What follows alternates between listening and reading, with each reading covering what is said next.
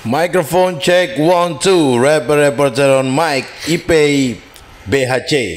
Yo, what's good? Oke, kepanjangan dari BHC apa nih? Blackheads Cerewet. Oke, dan pasti banyak yang tahu ya. Dan Iya. IP ini sudah 2 kali ke reporter ya. Iya, kedua kali. Pertama program yang awal gagal dan sekarang kita ada mulai lagi. Oke, sekarang P yang lebih produktif. Yap. Sedangkan BHC posisinya grup. Ya. Apa kabar teman-teman yang lain? Teman-teman yang lain masih aktif juga, cuman tong lebih jarang untuk memproduksi lagu. Semua masih tetap aman, cuman mungkin sekarang masing-masing punya kesibukan dengan pekerjaan-pekerjaan sampingan masing-masing, jadi tong sejarang kumpul. Jobes yang lain ya? Ya. Oke. Jadi P yang lebih tetap push Yap. grup. Nah, next nih, ini menarik menurut saya, makanya saya tanya. Dulu kan P lebih fokus sama teman-teman di grup dan movementnya lebih ke grup dan komunitas atau anak kampung. Iya, anak kampung. Anak kampung. Dan sekarang lebih terjun membuat movement-movement yang cenderung lebih umum ke teman-teman rapper yang lain. Yap. Dalam hal ini untuk generasi. Kira-kira apa yang memotivasi dan alasannya kenapa? Motivasi pertama kali sih sebenarnya juga kepikiran untuk harus terjun untuk membuat movement, cuman seperti panggilan dari diri sendiri. Jadi pertama kali terlibat juga, pertama kali jadi juri rap. Sempat juga waktu itu ada konser yang Kakak Epo juga, sempat sharing Kakak Epo waktu itu juri di DBL pertama kali.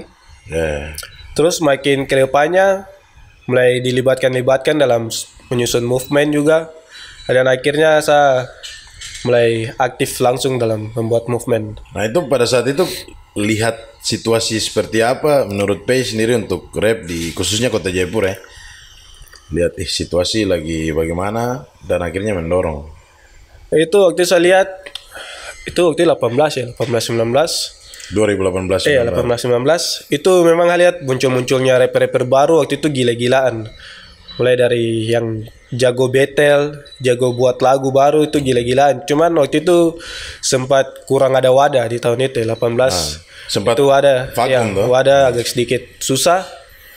Akhirnya saya macam jadi terbebani untuk akhirnya saya sudah mempunyai sedikit koneksi dengan orang-orang yang juga mempunyai kekuatan untuk mendukung.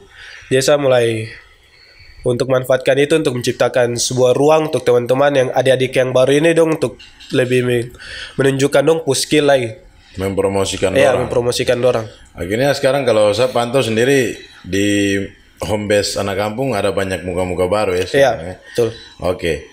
Nah, agak sedikit keluar nih. Bagaimana cara menanggapi? Kalau kita lihat kan BHC lebih kepada soul rap yang jatuhnya kebanyakan kolektivitas lagunya mellow. Nah, terus ada rapper lain yang semacam justifikasi mengadili bahwa hip hop Papua nih kelihatan cupu kalau banyak-banyak lagu cinta seperti yang kita lihat kemarin. Jadi itu seperti tudingan. Bagaimana Pei menanggapi dan menurut Pei seperti apa? Itu memang banyak sekali sampai sempat ada beberapa oknum yang menjudge orang juga bilang kamu tidak pantas untuk bicara tentang hip hop karena kamu produksi lagu tuh lagu mellow, lagu cinta. Lebih ke soul, R&B. Ya. Dan saya bilang dong yang menjudge tong BHC kayak gitu berarti dong baru kenal torang dan baru lihat tong lagu hits saja, lagu cinta yang tenar. Dong tidak tahu bagaimana juga tong struggle pertama yang tong juga sempat kayak anak-anak lain yang dulu bilang tong nih yang real di jalanan, yang terjun langsung di hip hop pasongan, yang terus memproduksi lagu-lagu keras. Dan saya kalau secara pribadi saya dan teman-teman tidak terlalu tersindir, cuman saya menyayangkan ini statement-statement yang keluar dari beberapa senior.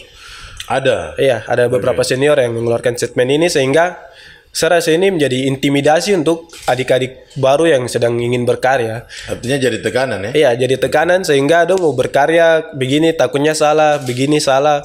Sehingga justru saya lebih merasakan kayak arahnya orang. Sehingga saya pernah tulis statement, saya bilang, jika kami ingin membuat sesuatu yang memang menurut kami betul, maksudnya hip hop kayak gini, tidak perlu untuk tulis di status atau menjudge semua orang lewat sosial media, tapi kamu bikin lagu ya, bikin movement, kamu tunjukkan bahwa ini yang betul kayak gini tanpa harus judge orang-orang, dan sangat disayangkan sekali karena itu keluar dari beberapa senior yang membuat saya kecewa. Saya sempat sharing ke Kepo juga waktu itu. Oke. Saya kecewa juga karena dari senior sendiri. Saya bilang karena di lagu cinta, di lagu rap, saat Tom menyanyikan lagu rap cinta, itu untuk Tom menghibur Tom penggemar sendiri, Tom pendengar, Tom penikmat, Tom menghibur orang. Karena tidak ada Tom taruh label di lagu cinta bahwa ini hip hop real dalam lagu cinta. Tidak ditulis. Tidak, Tom tidak tulis kayak gitu. Bahkan Tom tidak speak up di dalam lagu juga. Hip hop real, lagu cinta. No.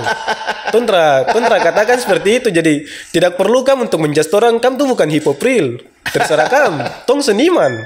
Oke. Tong musisi. Menarik. Tong membuat lagu sesuai apa yang ingin Tong bikin, bukan sesuai apa yang kami ingin. Simpelnya seperti begini. Kita harus masak sesuatu yang sesuai dengan lidah orang Papua saat ini. Untuk artinya kan kalau dulu di kita era bahkan Tom kakak kan Tom nyanyi rap recording dalam rumah dan orang tua lihat kan kamu stop nyanyi bicara nyanyi baribut itu.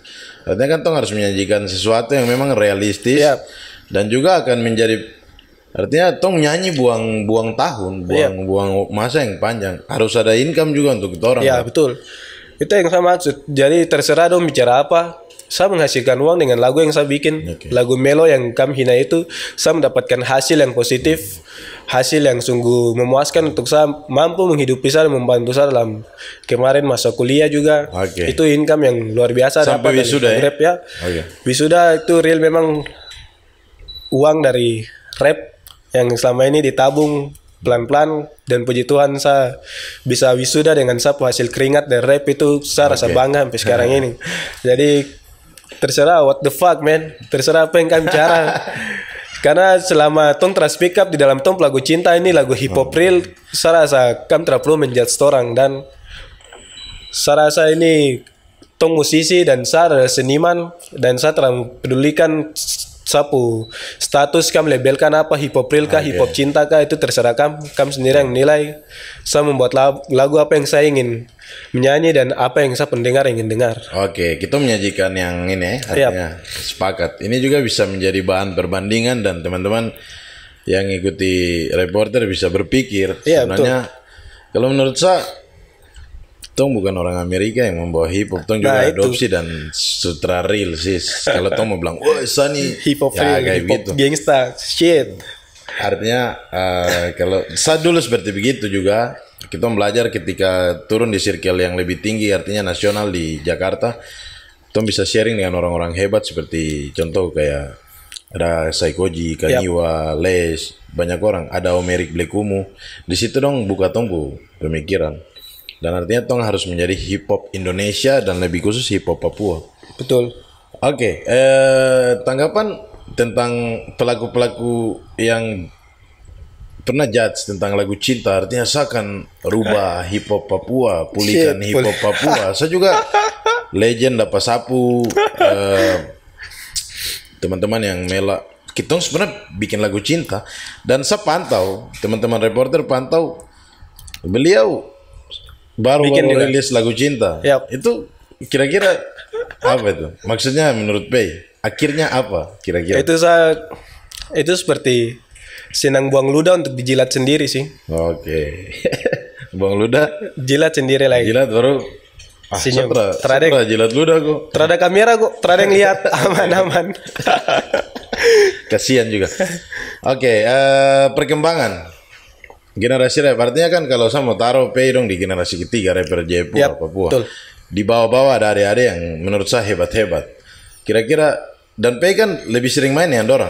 Kumpul sama dorang, mewakili apa yang dong mau, akhirnya buat movement. Kira-kira, keluhan apa yang paling besar dari dorang yang pernah sampai di Pei telinga? Artinya tidak keluar dari, Tong tidak bicara keluar dari circle hip hop, rap. Artinya, aduh, Tong begini Tong butuh yang kayak gimana supaya bisa share teman-teman yang sesama kakak-kakak juga, bahkan yang seangkatan juga bisa saling memahami. Artinya kan kenapa Tong buat reporter nih menjadi sebuah media dan bagaimana kita meluruskan hip hop menjadi satu jalur. Kalau paling pertama pasti dong selalu ngeluh soal wadah, selalu dong tanya saya ke Abang Pei, biasa panggil saya Abang Pei, kapan lomba lagi nih? tong ingin lomba sekali, ingin ini. Abang sabar, semua punya waktunya. Dan saya juga terus berusaha untuk lobby supaya di setiap kegiatan ada lomba rap juga pastinya. Terus juga paling dong keluhan sama sih seperti kakak tong juga dulu. Yang mungkin belum dilihat, belum fasilitasnya juga belum lengkap. Terus masih jadi kadang-kadang berapa panggung-panggungan kecil mereka diundang nyanyi cuman sekedar bintang tamu, cuman belum mendapatkan income yang baik-baik, belum dikasih fee yang baik. Tapi saya bilang ke orang gini, terapa-apa, itu justru itu suatu promosi juga untuk kamu. Proses. Proses itu proses. Karena semua orang pasti dulunya juga manggung hanya diucapkan terima kasih. Air putih. Cuma dia air putih dikasih gorengan atau nasi kotak paling berharga. Nasi kotak tuh paling berharga. Kalau terada adikku mantap sekali. Adikku mantap sekali. Nanti lagi ya. Nanti kakak bantu tipuku kayak yang lain lagi. Dulu tuh bahasa-bahasa lemah kayak gitu paling banyak memang dulu. Tapi saya bilang dorang panggung kecil apapun itu, pasongan apapun itu, kamu datang aja. Tapi usahakan juga untuk branding diri juga mulai dari sekarang, karena branding diri juga paling penting. Dan nikmati aja. Semua orang dulu paling manggung gratisan dulu, tapi lama-lama tong bisa menempatkan tong diri mana sepantasnya tong dibayar. Ya selalu bilang dong kayak gitu. Jadi bilang orang setiap lomba mau menang atau kalah ikut saja, itu suatu proses. Karena kurangi protes juga. Kurangi protes dan tetap ikuti proses, tetap terima apa keputusan juri dan lain-lain. Karena dalam lomba dan juga hip-hop pasongan kecil-kecilan itu adalah suatu tempat untuk tong belajar bagaimana cara manggung, cara berinteraksi dengan pendengar atau penonton secara langsung supaya lebih ke mentalnya tong dilatih lah. Oke, nice one. Bagaimana dong menanggapi pesan seperti begitu? Tidak semua pasti setuju sih. Ada yang tetap dengan ada yang merasa memang dong lagunya sudah sebanding dengan orang. Banyak yang jumlah viewersnya sama dong, agak kurang setuju dong, tetap ini cuman saya tekankan sendiri ke Hapu. Pertama tekankan tetap ke Hapu adik-adik sendiri di bawah anak kampung, karena beberapa juga yang mulai lagu cintanya mulai tersorot. Saya bilang dorang terapa-apa, kamu nikmati aja dulu, tapi jangan terlalu maksudnya pasang harga yang terlalu tinggi. Kalau memang kamu pasang harga sewajarnya, karena saya rasa kamu juga belum siap di dalam level itu. Untuk tingkatan itu kamu masih perlu naik beberapa tangga lagi untuk kamu mencapai itu. Dan paling penting adalah kamu branding diri aja. Karena kamu tampilan. Karena YouTube ini kan dia menyetarakan semua. Iya betul. Ketika ada views yang pecah kan semua akhirnya sama. Iya. Nah, kembali lagi ketika orang mengundang, orang ajak jadi gestar di sebuah event, acara, gigs. Nah, mental panggung kan penting. Nah, itu iya. Mental berhadapan dengan audiens. Bagaimana aku jiwa sebagai seorang entertain, menghibur orang di depan banyak orang. Itu kan ku views di YouTube belum tentu menolong ku mental di atas panggung. Betul. Ya ini kan bicara jam terbang. Iya betul. Penting juga sih sebenarnya. Oke, dan harapan apa ke depan yang lebih lagi? Kan di Jayapura bahkan Papua nih platform sudah ada untuk tong independen bergerak seperti YouTube dan segala macam. Terus adalah corporate yang sudah mulai masuk. Ya apapun untuk kepentingan promosi, intinya ada wadah dulu kan untuk tong di Papua. Next. Harapan apa lagi yang lebih lagi menurut Pei secara kacamata? Gak usah pesannya kalau mau soal hebat, skill, semua hebat. Cuman mungkin lebih ke kreativitas aja, kreativitas grup. Karena jangan cuman menaruh standar, atau bikin chorus kayak gini, atau bikin lagu kayak gini supaya banyak yang suka, atau lebih nyaman ke orang telinga, sampai itu menurunkan kreativitas dalam membuat lagu. Karena boleh dijujur-jujuran, hampir semua lagu yang keluarnya gayanya sama atau warnanya sama, sehingga mungkin di awam merasa itu bagus, itu pas dengan mereka ya. Cuman kita sesama pelaku pasti kita agak serasa sedikit ilfil dan rasa ini sama aja kayak yang ini sama saya kayak ini. Jadi semakin Tom menciptakan karya yang Tom anggap supaya lebih mendapatkan banyak pendengar dan mendapatkan banyak viewers, akhirnya Tom menurunkan kualitas kreativitasnya. Artinya stuck di situ saja karena sudah ada pendengar di jenis kayak gini, Tom terupgrade lagi. Jadi berarti penyakitnya lebih ke star syndrome. Star syndrome. cepat merasa besar, berhenti belajar. Ya. Prestasi apa di luar rap yang Pei sudah pernah jalani? Artinya bukan hanya prestasi tapi pengalaman seni secara universal. Kalau saya memang dari keluarga seniman juga, jadi saya tidak hanya rap, dan saya juga penari, jadi penari budaya, tari Dari budaya. sanggarnya almarhum Bapak Iya. Oke. Jadi itu sanggar dari bidang keluarga juga, dari Bapak, Kika Kalak Laki. Fans Palara? Fans Palara. Oke. Sampai sekarang itu juga memang sebanyak juara yang tong dapat tarian kita, meskipun di antara semua sanggar tong sanggar-sanggar semua yang di tong sanggar saja yang anggotanya adalah anak-anak muda, bukan anak-anak di bawah umur juga. Jadi ada yang masih SD, SMP, SMA, maka yang paling tua mungkin kuliah. Oke. Tapi tong mampu menunjukkan bahwa tong kualitas ada dan mampu punya bersaing. prestasi, ya, mampu bersaing sehingga disegani juga oleh sanggar-sanggar lain. Dan puji Tuhan juga dari tarian juga dia sekarang mulai balance. Dulu memang saya pun pemasukan selalu tuh paling banyak dari tarian. Dari tarian juga ya, dari kakak laki juga selalu katakan bahwa hobi ini tong pekerjaan. Yes. Jadi setiap tong pekerjaan harus dihargai. Jadi memang tarian dan rap ini harus jadikan pekerjaan. Dan memang saya sangat hargai dua seni ini. Kira-kira ada niat untuk artinya tes masuk kantoran gitu, karena kan Pei seorang sarjana. Nah, kira-kira ada niat atau lebih masih saat-saat ini berpikir bagaimana membesarkan sebuah seni dulu? Saya lebih fokus ke seni sih dulu.